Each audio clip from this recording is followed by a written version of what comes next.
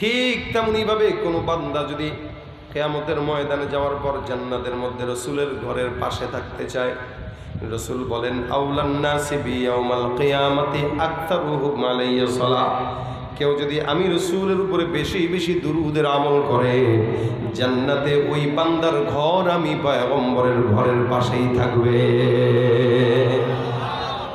আমার পয়গম্বরের পাশে যদি থাকতে চাও, আল্লাহর নবী বলে বেশি বেশি দুরূদের আমল করো। রাসূলুল্লাহ হাদিসে বলেন মান সাল্লা আলাইয়া সালাতান ওয়াহিদাতান সাল্লাল্লাহু আলাইহি আশারা। একবার কোন ইমানদার যদি আমি পয়গম্বরের উপর দুরূদের আমল করে, আল্লাহ পাক রব্বুল আলামিন ওই বান্দার উপরে একটা নয় দুইটা নয় 10টা রহমত নাযিল করে দিবেন। সুবহানাল্লাহ। এ ভাইরা আমার, কত দামি নবী হইলে আল্লাহ পাক নিজে নবীর উপরে আমল করে, দুরূদের আমল। এখানে আপনি আমি বসা, খুব মনে রাখবেন রাসূল করিম সাল্লাল্লাহু আলাইহি ওয়াসাল্লাম বান্দাকে ফজিলত বর্ণনা করতে যেই কথা বলেছেন, কোন ইমানদার বান্দা যদি দোজাহানের সফলতা চায়, জমিনেও সফলতা চায়, আখিরাতেও সফলতা চায়, ওই বান্দা যেন বেশি বেশি দুরূদের আমল করে। এমনকি মুনাজাতের ব্যাপারে এই কথা হাদিস শরীফে রাসূল করিম সাল্লাল্লাহু আলাইহি ওয়াসাল্লাম বর্ণনা করেছেন। কোন বান্দা যখন মুনাজাত করে, দোয়ার আগে যদি দুরূদ না পড়ে, মাঝেও যদি দুরূদ না পড়ে, ওই দোয়াটা আসমানে যায় না, জমিন আর আসমানের মাঝে ঝুলন্ত হয়ে থাকে। বান্দা যখন দুরূদ শরীফ পড়ে মুনাজাত করে, দুরূদের বরকতে আল্লাহ বান্দার সমস্ত মনের চাওয়া পূরণ করে দেয়। সুবহানাল্লাহ। এ ভাইরা আমার, খুব বুঝবেন, আল্লাহ পাক নিজে বলতেছেন ইন্নাল্লাহা ওয়া মালাইকাতাহু ইউসাল্লুনা আলান নবী। নিশ্চয়ই আল্লাহর ফেরেশতারা সব মিলে ওই পয়গম্বরের উপর দুরূদ পড়ে। আল্লাহর ফেরেশতা কয়জন?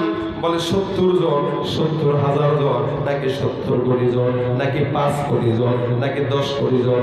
না না, আসমানের ফেরেশতা, আল্লাহর ফেরেশতা একটা বান্দারও গণনা করার মতো ক্ষমতা নেই। উদাহরণ দিলে বুঝবেন কত ফেরেশতা। জমিনে একটা ঘর আছে বাইতুল্লাহ, এই বাইতুল্লাহ ঘরটা বান্দারা তওয়াফ করে। কোনো বান্দা যদি চায় একবারের জায়গায় 14 বার তওয়াফ করতে পারে। বাইতুল্লাহ ঠিক বরাবর উপরে একটা ঘর আছে বাইতুল মামুর। আল্লাহ রাসূল বলেন ওই বাইতুল মামুরকে যদি আসমান থেকে ফেলে দেওয়া হয়, একদম বরাবর বাইতুল্লাহর উপরে বসে যাবে। জমিনের ঘরটা বাইতুল্লাহটা তওয়াফ করে ইনসান, আসমানের ঘরটা তওয়াফ করে ফেরেশতা। রাসূল সাল্লাল্লাহু আলাইহি ওয়াসাল্লাম বলেন জমিনের ঘর যত মন চায় তত তওয়াফ করো, এ মুসলমান কোনো ধরা বাঁধা নিষেধ নাই। কিন্তু বাইতুল মামুর যারা তওয়াফ করে তারা আল্লাহর ফেরেশতা। আল্লাহ পাকের জমিনে এত কোটি কোটি কোটি কোটি ফেরেশতা আল্লাহ নিযুক্ত করে রাখছে। ওই বাইতুল মামুর একবারে তওয়াফ করে 70,000 ফেরেশতা।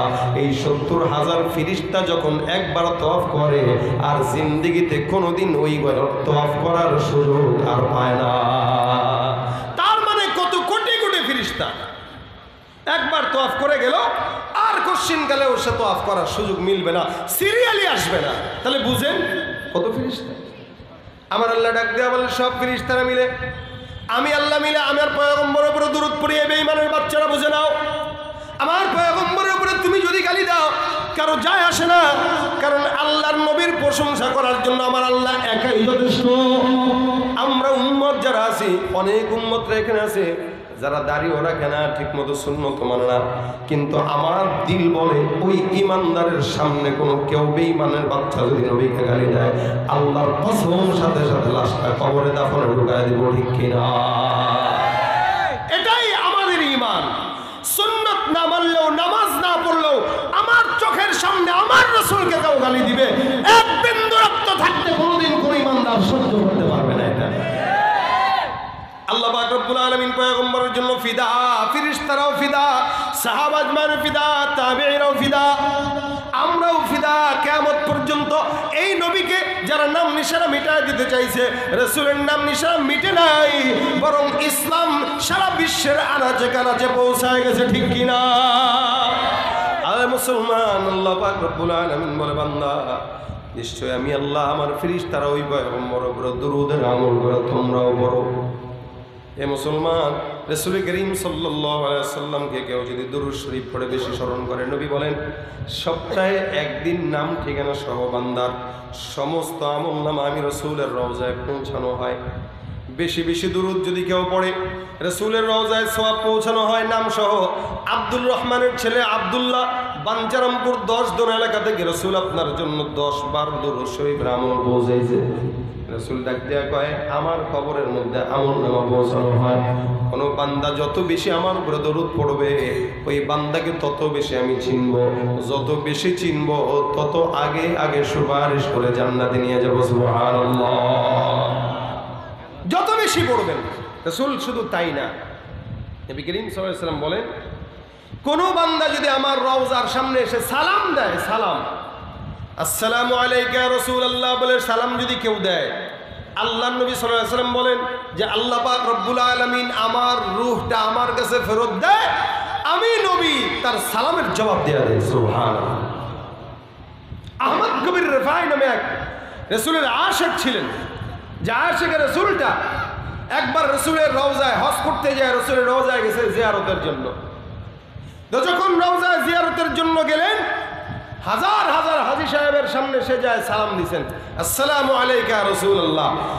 হাজার হাজার দর্শকরা নিজের চোখে নিজের কানে শুনেছে নবী করিম রওজা থেকে উচ্চ কণ্ঠে জবাব দিয়া বলছে, ওয়া আলাইকাস সালাম ইয়া উম্মতি। সুবহানাল্লাহ। এটাই হলো রাসূলের সত্যতা। এই জন্য ভাইরা আমার, এখানে আমরা যারা অনেকে আছি, অনেকে অনেক কাজ করি, হাতের কাজ আছে, পায়ের কাজ আছে, জবানের কোনো কাজ নাই। রিক্সা চালান, ভ্যান চালান, যাই করেন না কেন, মানুষের হাতের কাজ আছে, জবানের কাজ থাক না। জবানের একটা মাত্র কাজ উঠাবো, যখনই সময় হয় একটু বসে আছি, আল্লাহুম্মা সাল্লি আলা মুহাম্মাদিন নবিয়্যিল উম্মি ওয়া আলা আলিহি ওয়া সাল্লিম তাসলিমা। রিকশা চালাইতেছি, দুরূদ শরীফ পড়েন। মা বোনরা রান্নাবাড়ি করতেছেন, দুরূদ শরীফ পড়েন। রিকশাওয়ালা, ড্রাইভারওয়ালা, ভ্যান চালক, হুন্ডা চালক, বাজারওয়ালা, চেয়ারম্যান সাহেব, মেম্বার সাহেব, যখন সময় হয় জবানটাগুলো দুরূদ শরীফের আমল করা। এটা যদি কেউ তার জবান উঠায়, একদিন না একদিন পয়গম্বরকে স্বপ্ন যুগে দেখা হয়ে যাবে। সুবহানাল্লাহ। কোন ইমানদার যদি দুরূদ শরীফের আমল করে, তা আল্লাহর নবী তাকে সরাসরি দেখা দিয়ে দেবে স্বপ্নের ভিতরে ইনশাআল্লাহ। আর কোন বান্দা যদি সরাসরি দেখতে তো পারি নাই, স্বপ্নেও যদি রাসূলকে আমরা দেখি, আমার বিশ্বাস আল্লাহর নবীর কথা অনুযায়ী আল্লাহ পাক ওই বান্দার জন্য জাহান্নামের আগুন হারাম করে দেবে। এই জন্য 5 ওয়াক্ত নামাজের পরে দৈনিক সকালে 10 বার, বিকেলে 10 বার, অথবা 5 ওয়াক্ত নামাজের পরে 10 বার, যখন সময় হয় জবান দেয়া লম্বা দুরূদ পড়তে যদি কষ্ট হয়, ছোট্ট দুরূদ সাল্লাল্লাহু আলাইহি ওয়াসাল্লাম, সাল্লাল্লাহু আলাইহি ওয়াসাল্লাম, সাল্লাল্লাহু আলাইহি ওয়াসাল্লাম বলেন না কেন, সাল্লাল্লাহু আলাইহি ওয়াসাল্লাম, সাল্লাল্লাহু আলাইহি ওয়াসাল্লাম। যত বিপদ আছে সমস্ত বিপদ দূর করার জন্য দুরূদ শরীফের আমল যথেষ্ট। সুবহানাল্লাহ। পারবেন তো ইনশাআল্লাহ পড়তে ভাই? পারবেন তো ইনশাআল্লাহ? প্রত্যেকে আজকে থেকে নিয়ত করেন, প্রত্যেকে নিয়ত করেন, এমনি বসে না থেকে যখন সময় হয় দুরূদ পড়ব। মুহাম্মদ হামিদে হামদে খুদা বস, খুদা মদহে আফরি মুস্তফা বস, মুহাম্মদ আজ তুমি খাহাম খুদা রা, খুদায়া আজ তো হুব্বে মুস্তফা রা, খুদায়া আজ তো হুব্বে মুস্তফা রা। প্রত্যেকটা বান্দা আমরা চেষ্টা করব হাতের কাজ, পায়ের কাজ, এটার ফাঁকে ফাঁকে জবানেরও কিছু কাজ করা। বসে আছি, সাল্লাল্লাহু আলাইহি ওয়াসাল্লাম, সাল্লাল্লাহু আলাইহি ওয়াসাল্লাম, সাল্লাল্লাহু আলাইহি ওয়াসাল্লাম, যখন সময় হয় তখন তেলাওয়াত করব। পারবো তো ইনশাআল্লাহ। আল্লাহ আমাদের সকলকে তৌফিক দান করুন, আমিন। এতটুকু যদি করেন, রাসূলের সঙ্গে আপনার অন্তরের মহব্বত তৈরি হবে। মহব্বত যখন তৈরি হবে, ইনশাআল্লাহ রাসূলের সুন্নাত আপনার ভিতরে ঢুকে যাবে। এই জন্য প্রত্যেকটা যুবক, প্রত্যেকটা মুরব্বী, আজকের এই যুবক ভাইরা যারা মাহফিলের আয়োজন করেছে, এই কষ্ট করে মুজাহাদা করে এই আঞ্জাম দিয়েছে, আমিও কষ্ট করে আপনাদের সামনে এসে 2-4টা কথা বললাম। প্রত্যেকটা যুবক যদি চিন্তা করে যে আমি আমার জিন্দেগিতে এখন থেকে দুরূদ শরীফের আমল উঠাবো। আমাদের ওস্তাদরা আমাদেরকে শিখাই দিতেন, পরীক্ষার হলে যাবা, দুরূদ পড়বা, তো আল্লাহ পাক রব্বুল আলামিন পরীক্ষার প্রশ্ন সহজ করে দিবে। আমরা দেখছি আমাদের মাদ্রাসার ছাত্র জামানায় দুরূদ পড়ছি তো জেহেন খুলে গেছে, প্রশ্ন সহজ হয়ে গেছে। আপনাদেরকেও বলি, সবচাইতে আমার কাছে গুরুত্বপূর্ণ আমল হলো দুরূদ শরীফের আমল। আমি আমার জিন্দেগিতে যত বিপদ আমার সামনে আসছে, দুরূদ পড়ছি, আল্লাহ আসান করে দিয়েছে। আমার বিশ্বাস আপনারাও যদি পড়েন আল্লাহ আসান করবে। রাজি আছেন? কারা কারা পড়বেন হাত তোলেন। আজকে থেকে ইনশাআল্লাহ আল্লাহ তুমি আমাদেরকে তৌফিক দান করো, আল্লাহ আমাদের জন্য সহজ করো। আমি